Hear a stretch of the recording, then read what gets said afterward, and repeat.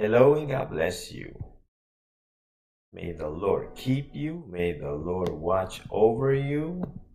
May grace fill your life. Dios te bendiga.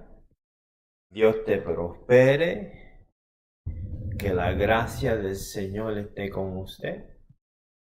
Que usted sea bendecido hoy. May you be blessed today. May you be filled with hope and encouragement. Que usted esté lleno de esperanza y de ánimo, y que usted pueda ser bendecido hoy. And I thank you again for joining Ambassadors of Christ. Back to the Bible series. We have been really getting into scriptures. Gracias por estar con nosotros. Gracias por estar con Embajadores de Cristo. Y la serie regresando a la escritura. And I hope that you've been learning. I hope that you've been hope that you've been enriched, that you've been filled with the presence of God, que usted ha estado siendo enriquecido y lleno de la presencia de Dios. And before we begin, we need to pray for Florida. You know that the hurricane is on its doorsteps, and I know that is a scary situation, and I know that we have loved ones over there, and I pray that that you pray, that you drop on your knees, and that you call upon the Lord, and that the Lord may put his angels around your loved ones so that they can be secure. Sabemos que este huracán está cerquita de Florida, está en las puertas y pues va a ir con ganas, y pues necesitamos orar por las familias allá. Yo sé que usted tiene familia y que necesitan la oración, y pues te animo que en este momento incline y vaya y ore con el Señor y hable con el Señor para que envíe su ángel y cuide a tu familia, porque eso es de sumamente importancia, que tu familia sea guardada. That's of the utmost importance, that your family, that my family, that they may be saved. Because nobody wants for their families to get lost. Nadie quiere que su familia se pierda. So we want you to, pray and really talk to God, and really expect God, wait for God to do something. Espera en Dios, ora que Dios va a hacer, porque Dios es un Dios bueno. God is a good God. He's not his desire is not for destruction or for, man to die. He didn't plan it that way. His plan was for us to live in paradise here in earth, and we blew it. El plan de Dios y el deseo de Dios era que nosotros viviésemos aquí en el paraíso, en la tierra. Esto iba a ser el paraíso, pero nosotros pues la dañamos, y por ahora pues ya estamos así. Ya tenemos que seguir hacia adelante. We are here and we got to continue going forward. And so I encourage you to, pray for the friends and the families in Florida. Ora por la familia en Florida. Like us, share us, tell somebody there's Ambassadors of Christ. Dile a alguien que está Embajadores de Cristo por ahí. We have a new address. We're at 3638 West Grand. And we've been having a great service, and you can watch us on Sundays at 11:30. Míranos, síguenos, compártenos. Tenemos culto los domingos a las 11:30. Hemos estado teniendo tremendo servicio. Estamos en la 3638 de la Grand, y allí estamos a las órdenes los domingos. a las 11:30. Actually, Bible study begins at 10:30. So if you want to join us and you want to, just enjoy a good class and have fun with us, you're welcome. El domingo pues empezamos las clases bíblicas a las 10:30. Si gusta venir, en nada más media hora, y ahí en media hora pues nosotros pues nos gozamos. At 11:30 at 10:30 we have a great time. And we've been talking about the armor of God. Hemos estado hablando de la armadura de Dios. And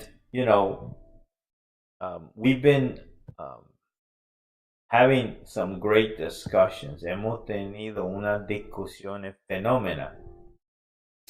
And we want to make sure that we learned, and tenemos que estar seguros que estamos creciendo y aprendiendo.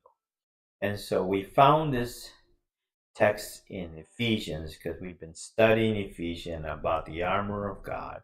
Encontramos este texto en Efesios porque estamos estudiando la armadura de Dios.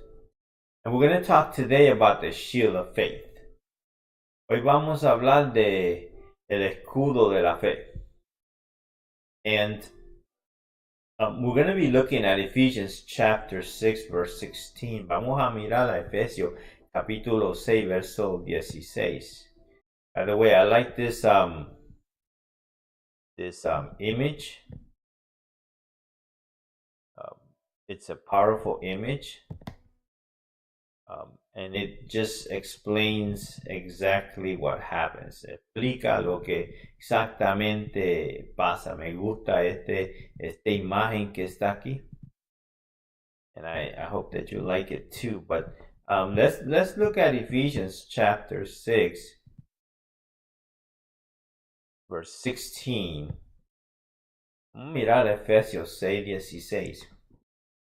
And it says, above all, taking the shield of faith, wherewith ye shall be able to quench all the fiery darts of the wicked. Y dice, sobre todo, tomando el escudo de la fe, con que podáis apagar todos los dardos de fuego del maligno.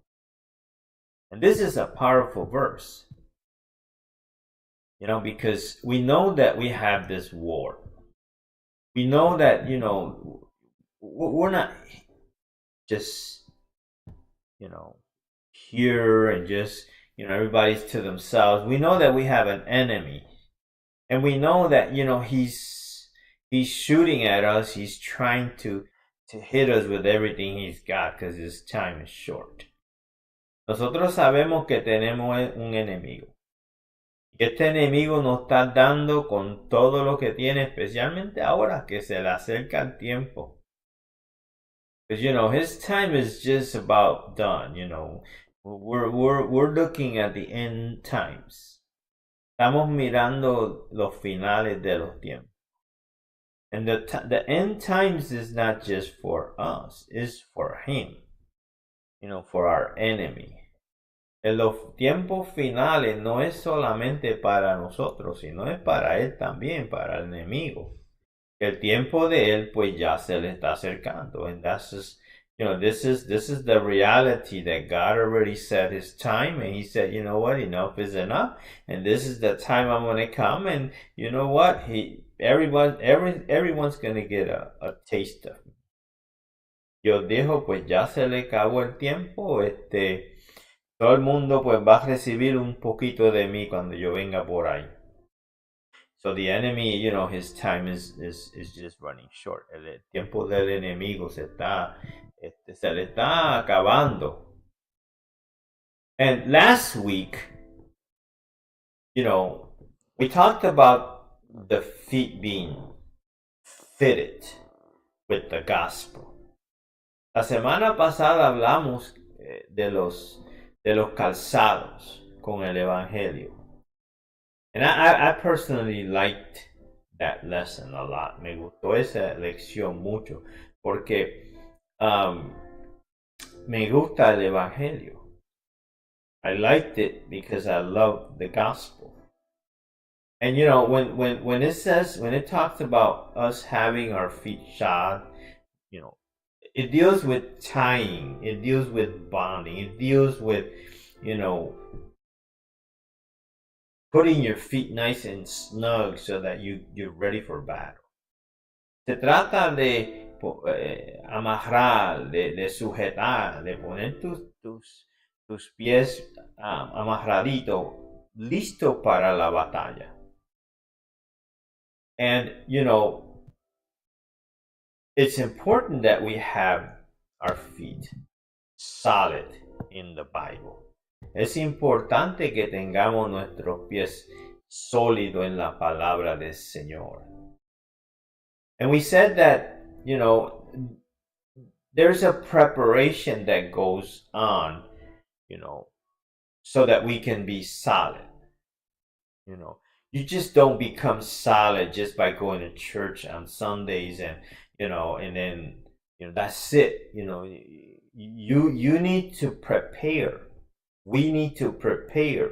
And that means that means that we have to take and get into the scriptures and read. And not just read, but we need to take, you know, like a little study going on. You find a verse, you find a topic that you're interested in, and then you go and seek out what's the meaning of it. Because that's how, you know, you grow. That's to prepare. You prepare in understanding of what God says. So nosotros pues hablamos de los pies con los calzados del Evangelio, y dijimos que se trata de amarrar, de sujetar, y que hay una preparación que el cristiano tiene que sujetarse a. Eso no es que tú vienes al culto el domingo y se acabó la semana y ya tú no vas a buscar más nada de Dios, nada más el domingo. Eso no es así. Si tú estás haciendo eso, pues tú estás mal, lo siento decírtelo. Porque esto se trata de una preparación que usted tiene que buscar un momentito para leer la Biblia, pero no solamente leerla, sino que tiene que estudiarla. Usted mismo, usted tiene que sentarse y buscar y ver un versículo y ver qué quiere decir ese versículo. Y empiezas a buscar otros textos y otra información que te da un conocimiento, porque esa es la preparación. You know, we said that, you know, warriors don't go to battle because, you know, without preparing themselves. They prepared. Dijimos que los guerreros no salen a la batalla sin prepararse, ¿verdad? And we said that we have that we need to have a solid foundation. Dijimos que tenemos que tener una fundación firme con el Evangelio. And so that was the basic of this feet shodded with the gospel. And so today we're going to just get into the shield. Hoy queremos entrar en el escudo. And we ask the question, what is the purpose of the shield? Hablamos de cuál es el propósito del escudo. And why is it called the shield of faith? ¿Y por qué se llama el escudo de la fe? Well, you know, the Romans called it the scatum. And this was kind of like a large door. It was the size of a door.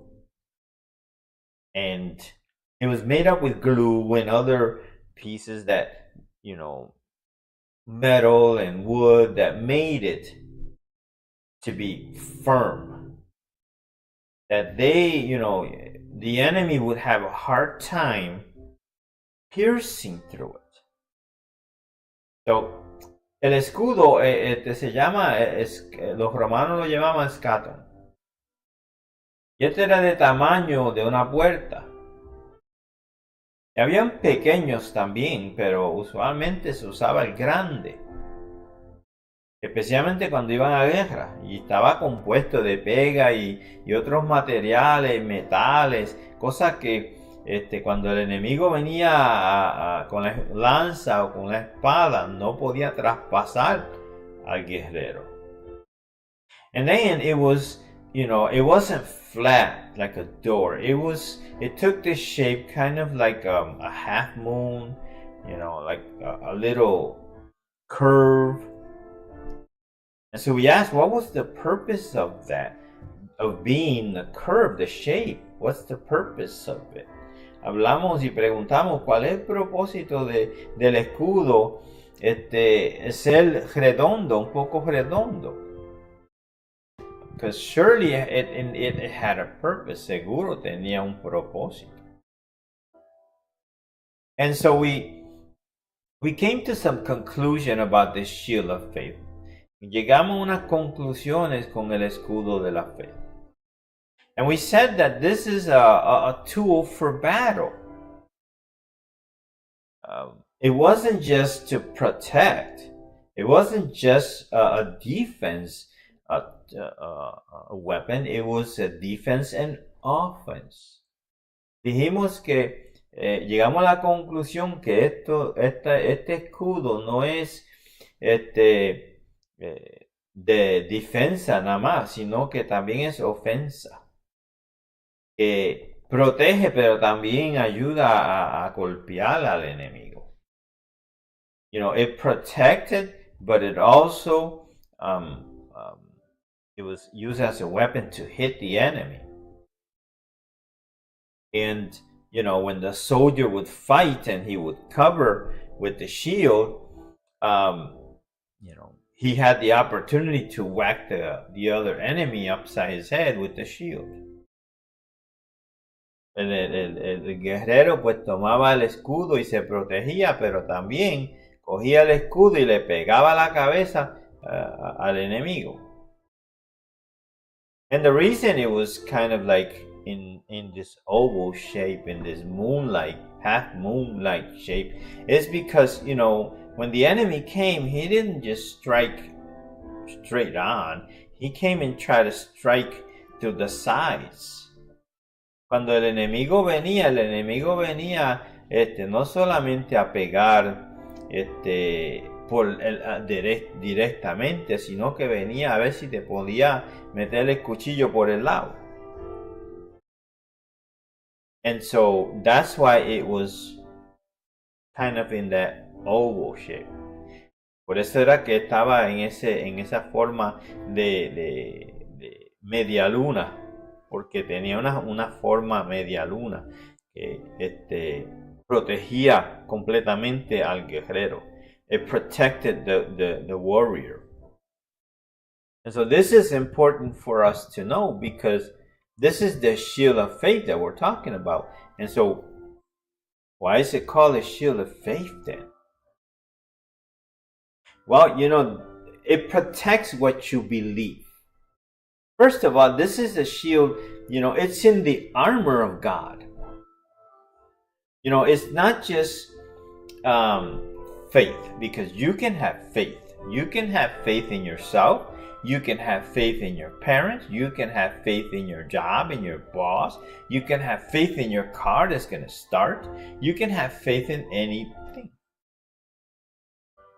¿Por qué se llama escudo de fe? Porque pertenece a Dios, pertenece a la armadura de Dios.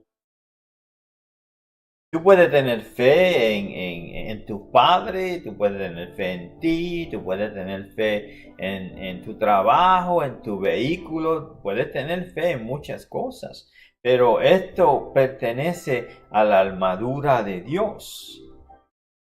And so it's a defense tool that protects you. Es una arma que te protege. And so it was called testudo. Esto se llamaba testudo.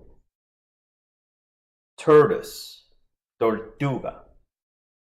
And so, I started to investigate, why is it called turtle, as a turtle? ¿Por qué es que se llamaba como tortuga?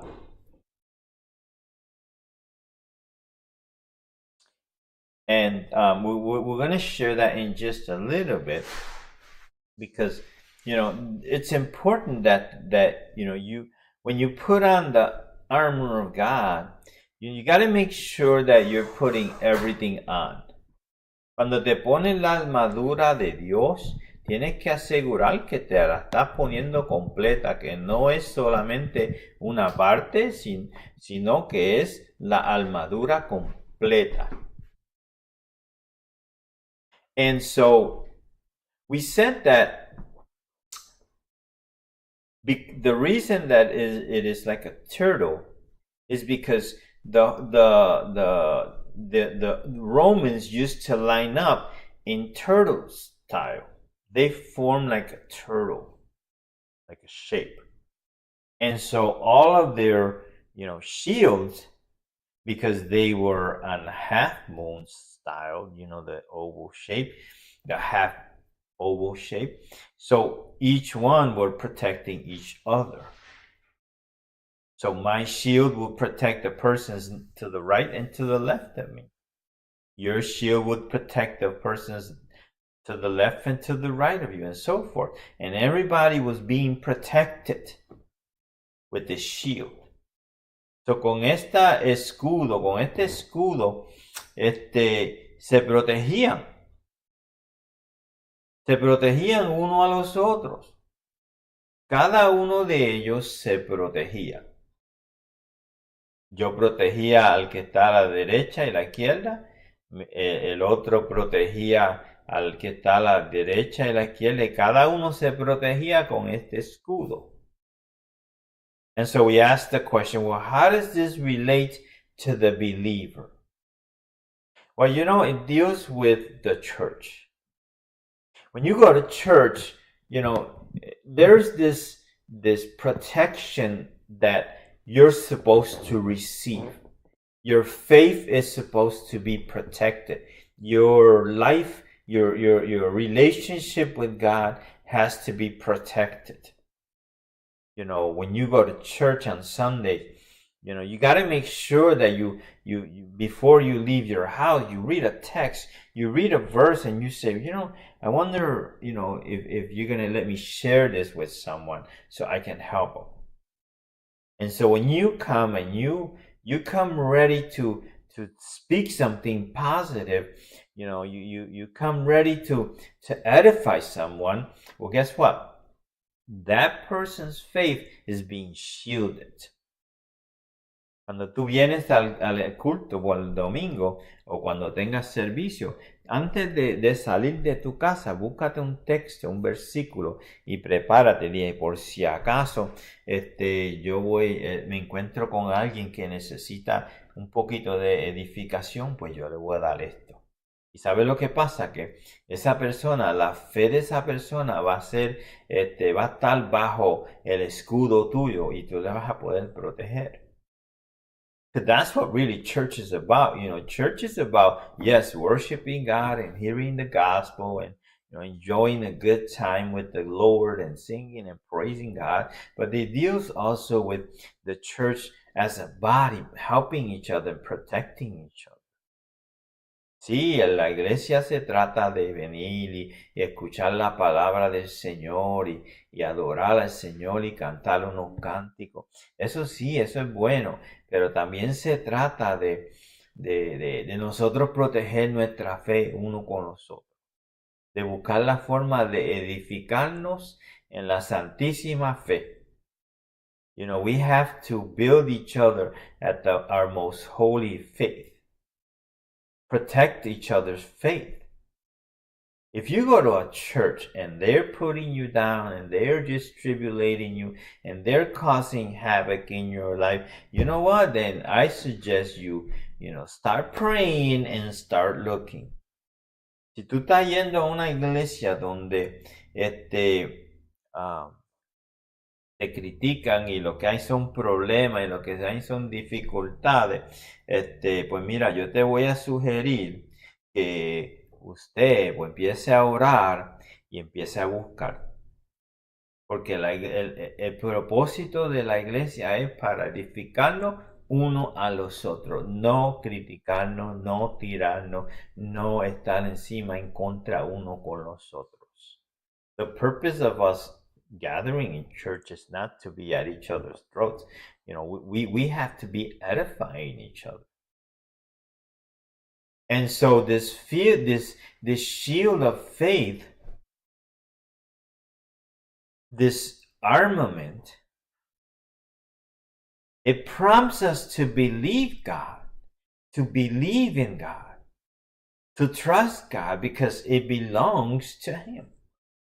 So, este escudo de la fe nos empuja a creerle a Dios, a buscar de Dios.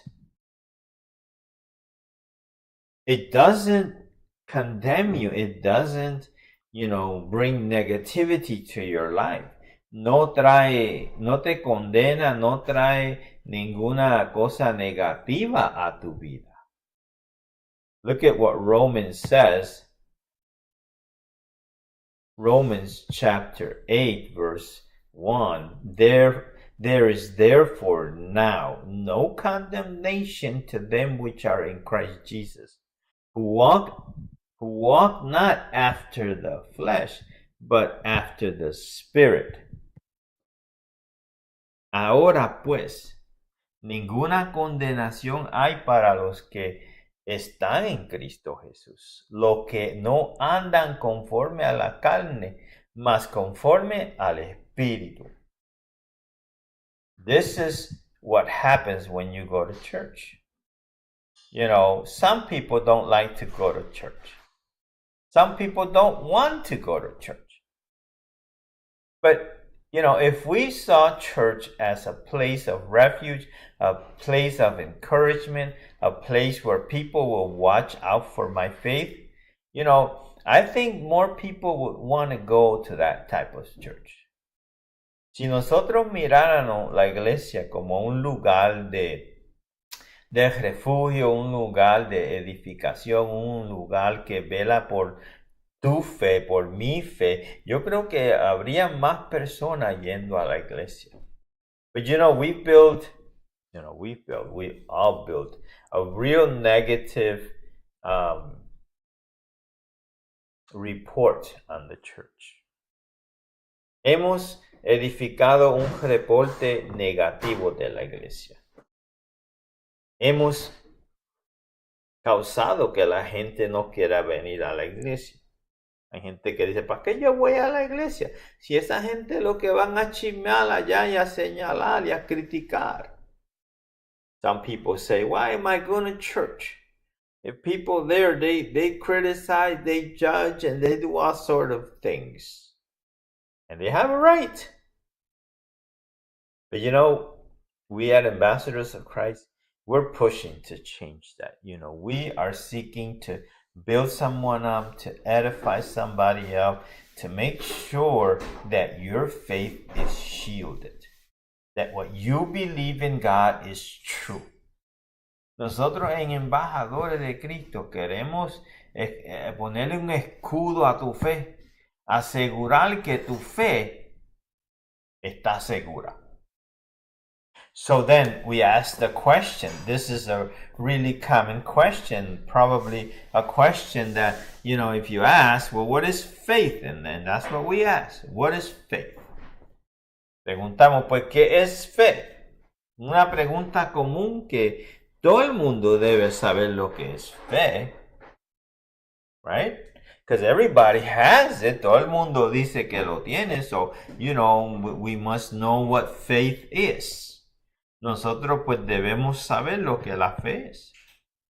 And so, with that, let's look at the biblical definition of faith. Vamos a mirar la definición bíblica de la fe. Now, faith in Hebrews chapter 11, verse 1. Now, faith is the substance of things hoped for, the evidence of things not seen.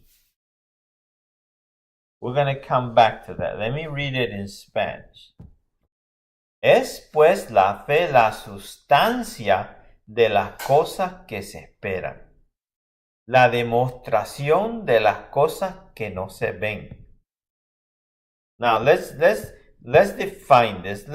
Let's just talk about this. This verse says, now faith is the substance of things hoped for. And when we talk about some substance, we talk about something tangible, something that you can see, something that you can touch, something that you can feel, right? That's a substance. Cuando hablamos de sustancia, es algo que se toca, algo que se siente, algo que se puede ver, ¿verdad? Eso es la sustancia. So faith is the substance of things hoped for. Fe es la sustancia de las cosas que tú esperas. The evidence of things not seen. La evidencia de las cosas que no se ven. So, you're waiting for something. There's an evidence on it. There's something that says that you can see, that you can smell, that you can touch, that you know is going to happen. So, la evidencia es que tú sientes, que tú ves, que tú presientes, que algo va a surgir, que algo viene, que lo que tú estás esperando, eso es lo que viene. The thing that you're waiting for is what's coming. There's a substance. There's something that you can almost taste it, almost feel it. Algo que tú puedes casi tocarlo, algo que puedes casi probarlo. Eso es fe.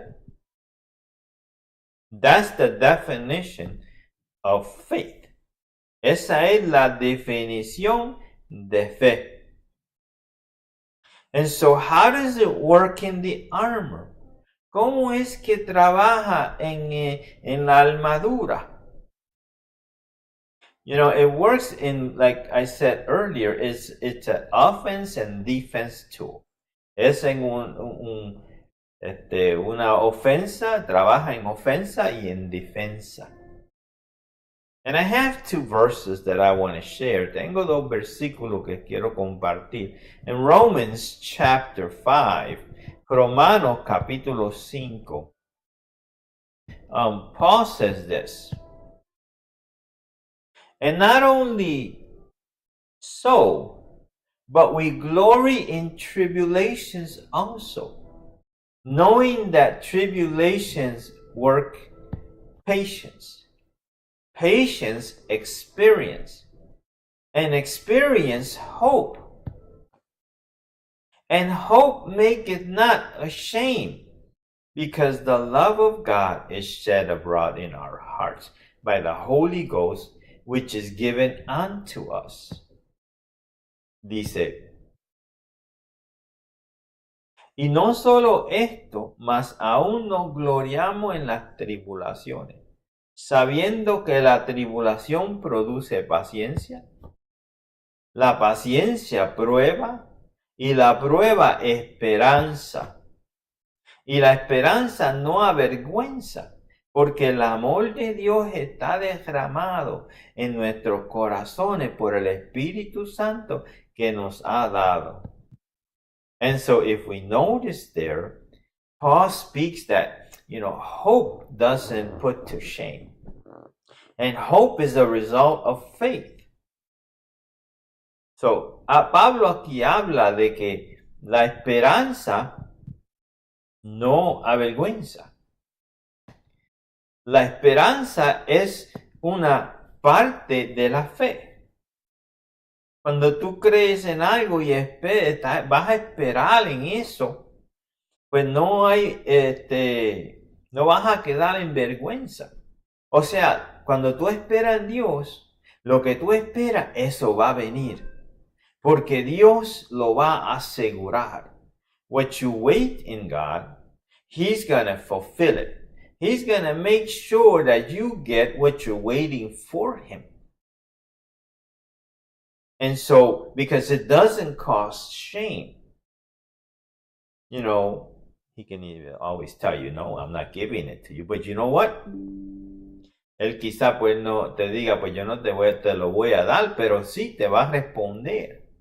Porque Dios es así. Dios no va a dejar a que alguien que espera en Él caiga en vergüenza. You know, God is like that. He's not going to let no one that waits on Him to fall into shame. And I want to share this other verse. This is a powerful verse in 1 John. Esto es un versículo poderoso en Primera de Juan. For whatsoever is born of God overcomes the world. And this is the victory that overcomes the world, our faith. Dice, porque todo aquello que es nacido de Dios vence al mundo. Y esta es la victoria que vence al mundo, nuestra fe. Your faith, your shield of faith, when you put it on, you know, it's going to give you victory, assurance that, you know, whatever trial you're going through, whatever battle you're going through, you know what? You've got this shield on that says you're going to win. Lo que tú estés pasando, los momentos difíciles que vienen a tu vida, el escudo de fe dice, tú vas a vencer. El escudo de fe dice que tú vas a ganar. Que vienen los dardos del enemigo. The darts of the enemies come. But you know what? You're going to overcome. And you know, when I was studying this, I learned that the Romans had this, they were really creative because they were advanced. They made their arrows and with this special powder, I think it was gunpowder, and they put it on the tips. And once the arrow that was shot came and hit the shield, it would burst into fire. But the thing that the Romans didn't know was that the people of God, they fireproof their shields. So algo aprendí yo mientras estaba estudiando esto, y era que los romanos hacían sus flechas con el puntito estaba lleno de un polvo de explosivo, y cuando le daba al escudo explotaba y se volvía en fuego. Pero lo que ellos no sabían era que el pueblo de Dios había arropado su escudo con una químico que era prueba de fuego. El escudo era prueba de fuego. The shield was fireproof. And your shield of faith, the shield of faith that comes from the armor of God, is fireproof. No matter how hot, no matter how tough that arrow comes, that blade comes, no matter what the fiery substance it can have, you know, the shield, your faith in God, shields you and stops that fiery dart. No importa qué fuego venga, qué explosivo venga, el escudo de fe que viene de la armadura de Dios lo apaga. And that's why this is the victory that we have. Esta es la victoria que tenemos, nuestra fe. This is the victory that we have, our faith, your faith. Now, Paul, you know, I left this portion to the end because he starts the verse above all. Empieza el versículo que dice sobre todo. And so I asked at the end of the class, well, what does it mean above all?